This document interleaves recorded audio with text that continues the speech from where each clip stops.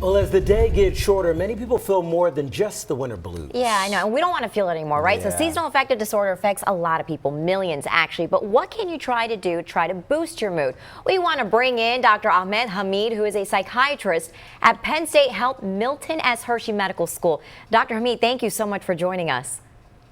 Thank you very much for giving us the opportunity to talk about such an important topic. Yeah, so many people are affected by it. Can you explain to us what seasonal affective disorder is? Yeah, seasonal affective disorder is a kind of major depressive disorder with a very specific seasonal pattern. It generally kicks in around fall and winter time, and at the end of the winter, the symptoms get better and repeat itself again and again. During this time, mood is low. There is lack of interest in doing activities. You sleep too much. You eat too much. You get up and go. Focus, concentration is low. And again, generally, you are not feeling well. You don't want to interact with people. Your concentration is not good. Work is impaired. Folks figure out that you're not doing well. You yourself know things are not working. And again, the things that you enjoy doing, you're not doing them anymore. So it happens around winter time. It impacts holidays and impacts your work. It impacts your interaction with your family members.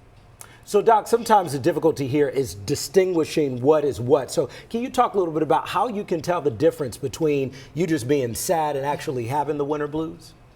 Oh, absolutely. It's extremely important for you to fulfill the diagnostic criteria for actually a depressive disorder. There has to be impairment in functioning. It's not one of those things where you're feeling blue for a few days and then you get back and life goes on. You are feeling sad, depressed, problems with focus, energy, inability to do things, lack of enjoyment in daily activities for weeks and weeks and weeks. So you at least need to have at least a couple of weeks, and this continues and it impairs your functioning. So that's the difference. Impairment of functioning and long duration of this impairment. So we've acknowledged what the problem is. What does treatment look like?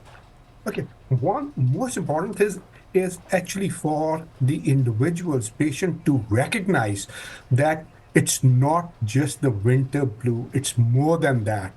Once you do that, again, I would suggest talking to a professional. And when we talk about our patients with the a seasonal affective disorder, we talk about many things. We'll start off with something very simpler. We'll say, okay, you need to spend more times outside. You need to be more physically active. You need to go out and do things with your family members. You need to exercise. If these things are not working out, maybe trial of light therapy, 20 to 30 minutes early in the morning on a daily basis. If those are not working out, maybe a trial of some kind of a medication, SSRIs or SNRIs, some therapy. These are important things which are helpful. Maintaining good sleep pattern, good sleep schedule is extremely important as part of treatment for seasonal affective disorder.